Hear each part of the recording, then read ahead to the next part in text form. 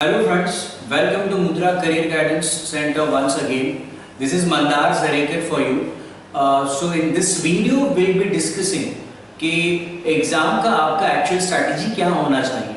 So before we actually start discussing the exam strategy, I request you कि अगर आप पहली बार हमारे वीडियो पे आए हो या पहली बार इस चैनल पे आए हो तो यहाँ पर नीचे आपको एक रेड कलर का सब्सक्राइब का बटन नजर आएगा, तो प्लीज उसके ऊपर क्लिक करिएगा. उसके बाद आप हमारे सब्सक्राइबर बन जाओगे, जिसके लिए कोई भी चार्जेस नहीं है हमारे साइड से, ये कम्प्लीटली फ्री है. और उसके बाद एक बेल का नोटिफिकेशन आएगा, तो उस बेल पे भी क्लिक करना है. सो व्हाट विल हैपन कि हमारी तरफ से जब भी कभी कोई भी इंफॉर्मेशन, कोई भी नया वीडियो जब अपलोड होगा यूट्यूब पे, तो आपको ऑटोमेटिकली नोटिफिकेशन आ जाएगा जीमेल से और यूट्यूब की तरफ से. ठीक है, okay then let's come to the first point of the exam strategy, that is the sequence of the test. In the sequence of the test आपके पास क्या होता है, बहुत बार मैंने देखा कि लोग जिस सीक्वेंस में आपको टेस्ट मिल रहा है उस सीक्वेंस में लोग सॉल्व करने जाते हैं. फॉर एग्जांपल किसी को पहले मैथ्स मिल रहा है तो लोग मैथ्स सॉल्व कर रहे हैं, किसी को पहले इंग्लिश मिल रहा है तो लोग इंग्लिश सॉल्व कर रहे हैं. तो टेस्ट का सीक्वेंस खास करके आपके बैंक पीओ प्रीलिम्स में आपके हाथ में है. मतलब क्या, आपका टेस्ट में 3 सेक्शन है, इंग्लिश, मैथ्स एंड रीजनिंग. तो पहले कौन सा करना है वो आपका चॉइस रहेगा. Now what I will recommend is this कि सबसे पहले आपने आपका जो स्ट्रेंथ एरिया है, जो आपका स्ट्रॉन्गेस्ट एरिया है, वहां से आपने आपका टेस्ट स्टार्ट करना चाहिए. मतलब फॉर एग्जाम्पल अगर आपको लग रहा है आपका इंग्लिश अच्छा है तो इंग्लिश से स्टार्ट करो, आपको लग रहा है अगर मैथ्स अच्छा है तो मैथ्स से स्टार्ट करो. तो पहला आपका स्ट्रॉन्गेस्ट एरिया आना चाहिए. तो वीकेस्ट एरिया कब आएगा? तो वीकेस्ट एरिया लास्ट में आएगा. No, please strongly no for that. क्यों? बिकॉज वो आपका वीकेस्ट सेक्शन है. अगर आप उसे लास्ट में रख रहे हो तो आपका कट ऑफ भी शायद क्लियर नहीं हो जाएगा, बिकॉज लास्ट के 10 मिनट में आपका दिमाग उतना फास्ट, उतना एक्टिव नहीं होता है. तो क्या करना है, आपका वीकेस्ट जो सेक्शन है वो सेकंड आना चाहिए. तो अगर आपका मैथ्स वीकेस्ट है, मैथ्स से आपको डर लग रहा है, वो आपका सबसे टाइम कंज्यूमिंग या डिफिकल्ट सेक्शन है, तो मैथ्स को सेकंड रखो. और जो बच गया वो सेक्शन आपका लास्ट में, एंड में चला जाएगा. तो रीजनिंग शायद एंड में रहेगा. नाउ अगर अभी भी आप कंफ्यूज हो गए सर, फिर भी आप बताओ कि आपका जजमेंट क्या कहता है, तो मेरा रिकमेंडेशन ये रहेगा कि सबसे पहले इंग्लिश का सेक्शन रखो, उसके बाद में मैथ्स क्वांटिटेटिव एप्टीट्यूड का सेक्शन रखो, और तीसरा आपका रीजनिंग का सेक्शन होना चाहिए. Prelims exam point of view this will be the best strategy as far as my suggestion is concern. ठीक है, okay then let's come to the second point, that is nothing but the time distribution required for the exam. So when it comes to the time distribution, तो time distribution आपका क्या होना चाहिए, आपके पास 60 minute का paper है, 60 minutes. तो ideal logic says कि आपको आपका 60 मिनट्स इक्वली डिस्ट्रीब्यूट करना चाहिए आपके तीनों सेक्शंस में. That means 20 minutes 20 minutes 20 minutes for all the 3 sections separately. Now आपका इंग्लिश का जो सेक्शन है वो छोटा है, वो 30 क्वेश्चंस का है. बाकी दोनों रीजनिंग और क्वांटिटेटिव एप्टीट्यूड 35 मार्क्स के, 35 क्वेश्चंस के. दूसरी बात, इंग्लिश में आपको रिलेटिवली कम टाइम लगेगा. आपका इंग्लिश अच्छा हो बुरा हो, उसके क्वेश्चंस जल्दी निपटाए जा सकते हैं. So my recommendation would be, आपको इंग्लिश से स्टार्ट करना है, उसको 15 से 16 मिनट का ही टाइम देना है. नेक्स्ट उसका 5 मिनट जो आप निकाल रहे हो, 4 या 5 मिनट, वो आपको मैथ्स को देना पड़ेगा. क्यों? बिकॉज मैथ्स कितना भी अच्छा हो बुरा हो, maths will be a time consuming section always. तो आपको मैथ्स को रिमेनिंग टाइम देना है. तो मैथ्स को लगभग 25 मिनट का टाइम जाएगा. बाकी जो बच गया 20 मिनट 22 मिनट जो भी रहेगा, depending on how you are doing that. तो रीजनिंग आपका 20 मिनट का रहेगा. सो लास्ट सेक्शन में 20 मिनट बचेगा. रीजनिंग इज फाइन, 20 मिनट में आप अच्छे खासे क्वेश्चंस रीजनिंग में कर सकते हो. So this was about time distribution as per the section. ठीक है, let's come on to the next part of the strategy, that is your question selection. In the question selection, questions आपको कौन से solve करने हैं, let's discuss that. तो हर एक section में कौन से इंपॉर्टेंट क्वेश्चंस हैं, कौन से क्वेश्चंस फ्रीक्वेंटली आए हैं पिछले 2 सालों में प्रीलिम्स एग्जाम में, ये हमने ऑलरेडी डिस्कस किया है हमारे एक वीडियो में, 3 वीडियोस में जो हमने कुछ दिन पहले अपलोड किए थे हमारे चैनल पे, जिसका लिंक मैं यहाँ पे नीचे डिस्क्रिप्शन में आपके लिए शेयर कर रहा हूँ। तो वहाँ पर जाके आप डिटेल में देख सकते हो कि कौन से टॉपिक्स फ्रीक्वेंटली आए हैं हर साल पिछले 2 सालों से। फिर भी इन शॉर्ट आपको बता रहा हूँ, इंग्लिश की बात करें तो आपका क्वेश्चन सिलेक्शन क्या होना चाहिए। तो इंग्लिश में आई रिकमेंड आप 15 मिनट का ही टाइम दे रहे हो, आपके पास ज़्यादा टाइम नहीं है, पेपर छोटा है, तो you should focus on some single marker question. Single marker question मतलब क्या, जो फिल द ब्लैंक्स वाले क्वेश्चन है, जो सेंटेंस करेक्शन एरर स्पॉटिंग के क्वेश्चन हैं, ये क्वेश्चन जल्दी होते हैं, भले आप सॉल्व करो या स्किप करो, वो रीड करके खत्म जल्दी हो सकते हैं। So you should solve them first. मेरे ख्याल से 10-12 मिनट में वो 15 क्वेश्चंस आप सॉल्व कर सकते हो। ना व्हेन आई सेड कि आप 15 क्वेश्चन सॉल्व कर रहे हो, आई एम अज्यूमिंग कि आपने 15 क्वेश्चंस पढ़े, उसमें से आप जहां पर 10 या 12 जगह पे श्योर हो वो आप सॉल्व कर रहे हो, उसके 10 मिनट लग सकता है। बाकी लगेंगे आपके पास अभी बच गए 5 मिनट। इस 5 मिनट में क्या करना है, तो आपके पास 2 बड़े टाइप के क्वेश्चंस बचते हैं। इसके बाद सिंगल मार्कर के बाद एक पैसेज का क्वेश्चन होता है, रीडिंग कॉम्प्रहेंशन, दूसरा jumbled paragraph. Now when I come to passage, I recommend passage में आपको हमेशा एक फ्रीक्वेंटली सिनोनिम एंटोनिम्स टाइप के क्वेश्चंस मिलते हैं। तो और वो जो क्वेश्चंस होते हैं, वो जो वर्ड्स जिसके आपके सिनोनिम या एंटोनिम ढूंढने हैं, वो वर्ड बोल्ड में लिखा होता है पैसेज में, जिसके लिए शायद आपको पूरा पैसेज पढ़ने की जरूरत नहीं है। तो मेरा सजेशन ये रहेगा कि पहले उसको सॉल्व करो, वो आपको डायरेक्टली उसके मीनिंग्स पता चल सकते हैं पैसेज का, वो एक सेंटेंस पढ़ के। नेक्स्ट, अभी भी अगर आपके पास 3-4 मिनट बचे हैं तो then what you should be doing, तो फिर आपको पैसेज सॉल्व करना पड़ेगा। मैं प्रेफर करूंगा कि मैं पैसेज सॉल्व करूं, ना कि जम्बल्ड पैराग्राफ। पैसेज भी सॉल्व करना है तो मैं कहूंगा कि पहले ना पैसेज के नीचे जो आपको क्वेश्चंस दिए हैं वो 2-4 क्वेश्चंस, पहले वाले 2-4 क्वेश्चंस पढ़ लो और बाद में पैसेज पढ़ना स्टार्ट करो। क्यों? बिकॉज आप पहले पैसेज पढ़ रहे हो तो पैसेज पढ़ने में 5 मिनट चला जाएगा, लेकिन अगर आप क्वेश्चन पढ़ के बाद में पैसेज पे जा रहे हो तो एटलीस्ट आपको ये पता है कि आप पैसेज में क्या ढूंढ रहे हो, आप आपके क्वेश्चंस के आंसर जल्दी निकाल सकते हो, और वो भी पहले 2 या 4। उससे ज्यादा क्वेश्चंस आप पढ़ोगे तो आपके दिमाग में भी नहीं रहने वाले एक साथ इतने क्वेश्चंस, तो पहले 2-4 में से आप कुछ क्वेश्चन निकाल सकते हो। This is about English. Let's come to maths. Maths के लिंक मैंने ऑलरेडी शेयर किया है कि कौन से क्वेश्चंस फ्रीक्वेंटली मिले हैं। फिर भी इफ यू आस्क मी, तो मैथ्स में आपको नंबर सीरीज का एक सेट मिलेगा 5 क्वेश्चंस का, फिक्स है वो। आपको एक कंपैरिजन का सेट मिलेगा जहां पर x less than y greater than y, उसका एक क्वेश्चन सेट मिलेगा। ये हो गया 10 क्वेश्चन। नेक्स्ट, डेटा इंटरप्रिटेशन के लगभग 15 क्वेश्चन, मतलब 3 क्वेश्चन सेट मिलेंगे, तो ये हो गए 25 क्वेश्चंस। आपको जो कुछ अच्छे क्वेश्चंस ढूंढने शायद यहाँ से ही ढूंढने हैं। कौन से करने हैं that depends on your practice, how much you have practice till date. फिर भी कंपैरिजन वाले क्वेश्चंस की बात करूं तो उसमें से मुझे लगता है कि हर किसी को कम से कम 3 हाथ लगने चाहिए। अगर आपका मैथ्स बहुत अच्छा है तो you can get all 5 correct within some 5-6 minutes. Next, number series के जो 5-6 क्वेश्चंस है उसमें शायद आप 3 क्वेश्चंस तक निकाल सकते हो। Don't think about getting all 5 number series, वो थोड़ा प्रैक्टिकली डिफिकल्ट हो सकता है, बिकॉज 3 क्वेश्चंस के बाद अगले 2 क्वेश्चंस शायद डिफिकल्ट हो सकते हैं, टाइम कंज्यूमिंग हो सकते हैं। एग्जाम पॉइंट ऑफ व्यू जो जल्दी मिले वो सॉल्व करो। क्वेश्चन सिलेक्शन की जब मैं बात कर रहा हूं तो उसका मतलब और एक ये भी रहेगा, एक क्वेश्चन 1.5-2 मिनट से ज्यादा टाइम नहीं लेना चाहिए। तो मैक्सिमम प्रीलिम्स की बात करूं तो 1.5 मिनट में ही आपने क्वेश्चन को छोड़ देना चाहिए। मैक्स 1.5 और मैक्स 2 मिनट्स, उससे ज्यादा टाइम देना नुकसान वाला काम है, बिकॉज ये छोटा पेपर है।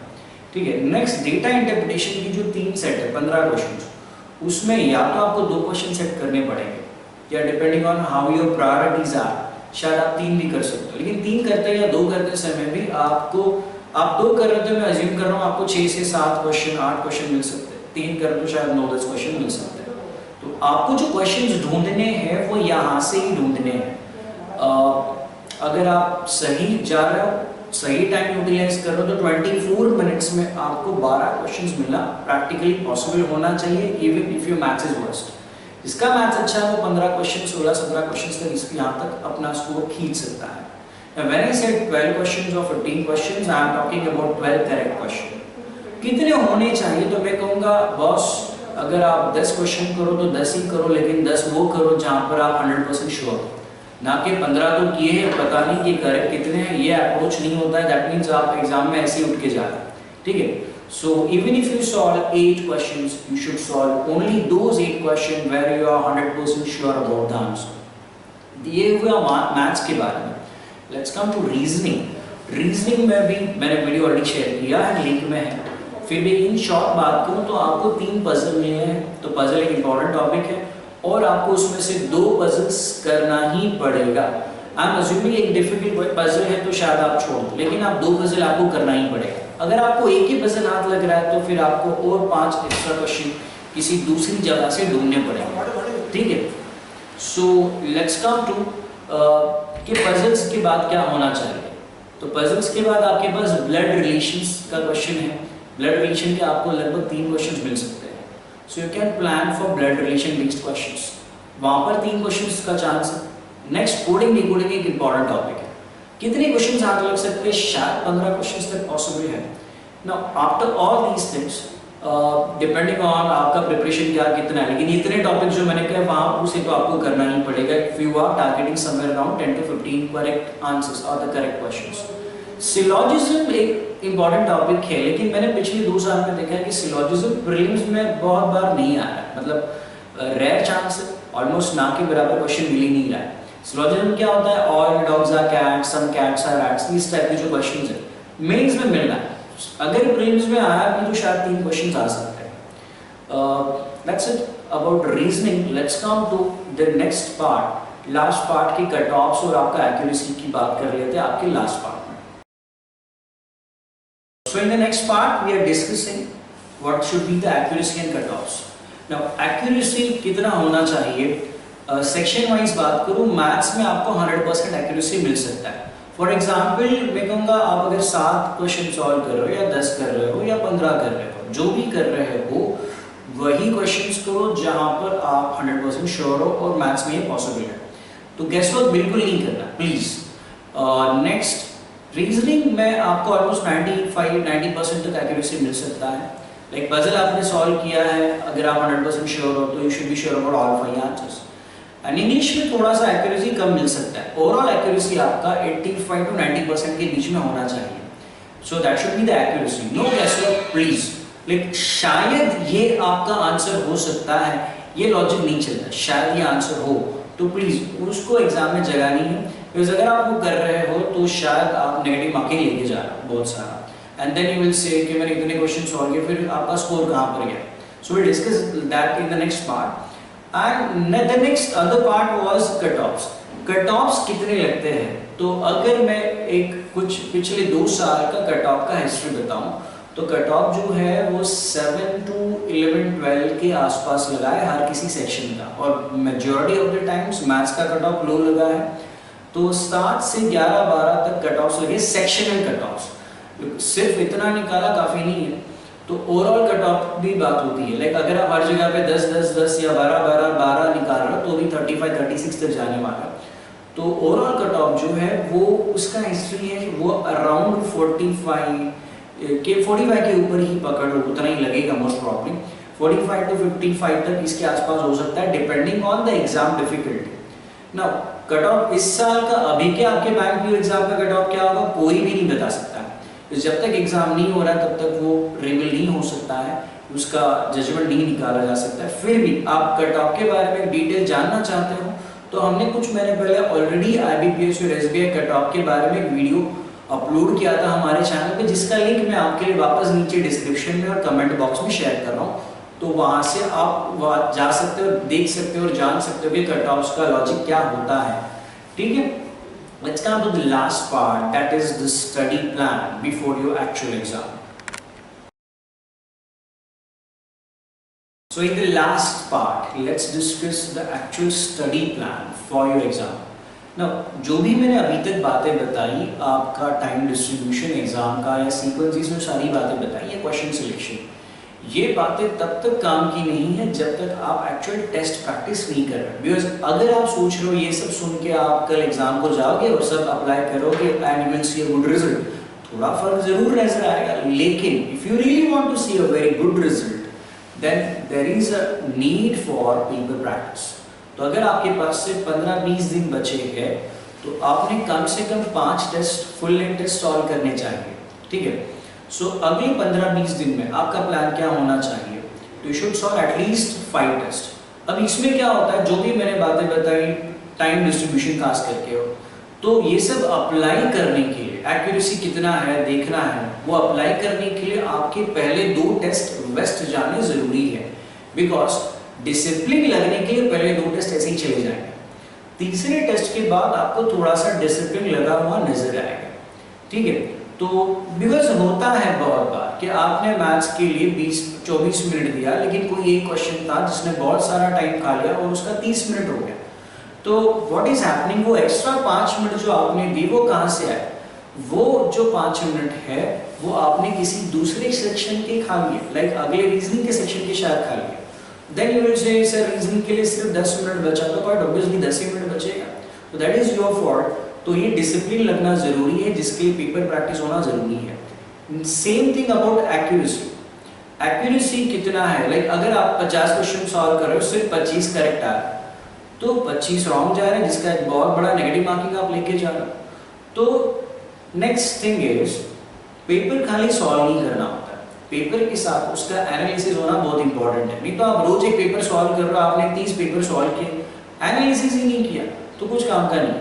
आई नॉट रिकमेंड कि 20-30 पेपर सॉल्व करना चाहिए, लेकिन एग्जाम के एक महीने पर या 15-20 दिन पहले 5 पेपर तो होने चाहिए। सो एनालिसिस का मतलब क्या होता है कि अगर आपने 5 पेपर सॉल्व किए, या पहला हर पेपर के बाद आपको ये देखना है कि कौन से मिस्टेक्स हुए, कितने मिस्टेक्स हुए, मिस्टेक्स क्यों हुए, क्या वो गेस वर्क था, क्या वो सही मिस्टेक था। लेट्स से आपने 50 में से 25 सही निकाले, 25 गलत है, तो शायद 5 गेस वर्क हो सकते थे जो आपने अवॉइड करना चाहिए था, वो गेस वर्क नहीं करते तो उसका नेगेटिव मार्किंग बचता।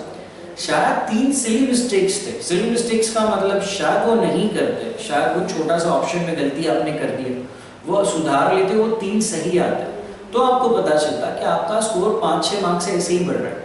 मिनिमम 5-6 मार्क तो ऐसे ही बढ़ाए जा सकते किसी भी बंदे के लिए, तो प्लीज ये बातें होना जरूरी है। Next, what happens many times, कुछ लोग लास्ट के 15-20 दिन में सारे इंडिविजुअल टॉपिक एक निकाल के सॉल्व करना या प्रैक्टिस करना स्टार्ट करते हैं।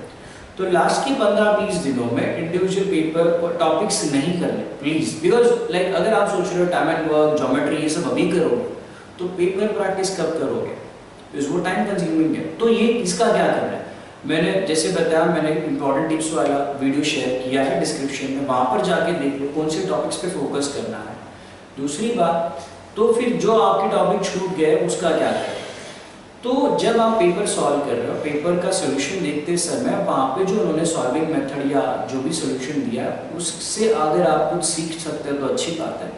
और वही गिने चुने टॉपिक्स को like ratio, proportion, partnership, averages, percentage, profit loss, इस पर फोकस करो। अगर आपके पास सिर्फ 15-20 दिन बचे हैं, unnecessary geometry, time and distance ये सब के झंझट में मत पड़ो, ठीक है।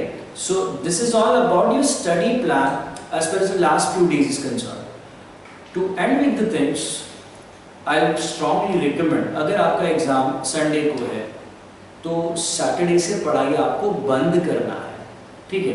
कुछ लोग क्या कर रहे हैं कि एग्जाम हॉल में एंटर करने तक वो अपने साथ पढ़ाई लेके जा रहे हैं। आई हैव सीन लोग ऑटो में बैठ के बुक्स पढ़ रहे हैं, कोई ट्रेन से ट्रैवल करते समय बुक्स पढ़ रहा है। मैं कहूँगा बॉस, जो पिछले 2 महीने में करना चाहिए था वो आपने नहीं किया, तो अगले पिछले 2 घंटों में आप क्या कर सकते हो, कितना आप स्कोर खींच सकते हो। उससे आप अपना प्रेशर बढ़ा रहे हो, आपका टेंशन बढ़ा रहे हो। या आपका कॉलेज एग्जाम नहीं है कि आपने जो पिछली रात पढ़ लिया, सुबह पेपर में वो एज इट इज फिलअप कर लिया और आपने स्कोर बढ़ा लिया। This strategy is not going to work. ये शायद आपके ग्रेजुएशन के फाइनल ईयर के एग्जाम के लिए चला होगा, ये स्ट्रैटेजी इस टाइप के कॉम्पिटिटिव एग्जाम में बिल्कुल नहीं चलता है। तो स्ट्रॉन्ग रिकमेंडेशन, प्लीज एग्जाम के पहले दिन से पढ़ाई बंद करना है। Don't study anything, don't carry books. तो टेंशन तो होता है, आप सोचोगे बाकी लोग तो ये सब कर रहे हैं, तो आपके पास मोबाइल है, उसमें ईयरफोन है, वो ईयरफोन कान पे लगाओ और आपके जो फेवरेट सॉन्ग्स हैं फिर वो आप देखते हुए एग्जाम तक जा सकते हो, ठीक है। एग्जाम में रिलैक्स मोड से जाना जरूरी है, ठीक है, टेंशन लेके नहीं जाना, ठीक है। I hope this information what ever I shared in short was very much useful. Still अगर आपके कुछ कमेंट्स या अगर आपके कुछ डाउट्स है तो आप हमें पूछ सकते हो कमेंट बॉक्स में। और मैंने जो बताया वो सारे वीडियोस मैंने लिंक में शेयर किए, वो भी आप देख लेना, उससे भी आपको ज़रूर कुछ फ़ायदा होगा। ठीक है, thank you very much once again then from Mudra career guidance centre. Will meet again for with some new topic and new video. तब तक के लिए बाय बाय।